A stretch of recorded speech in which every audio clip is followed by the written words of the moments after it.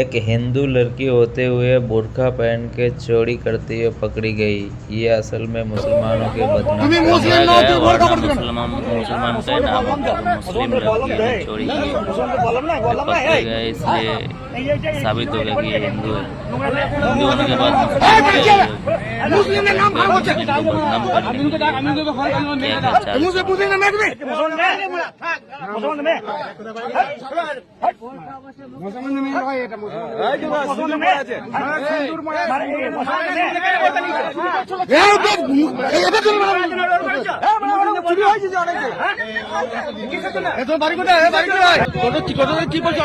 কি করছিল?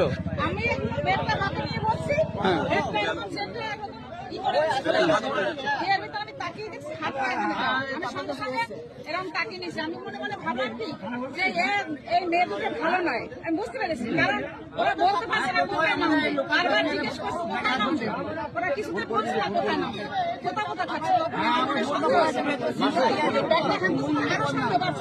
তারপর দেখছি যে এর চৌকিশালা করছে, এর চৌকিশালা করছে।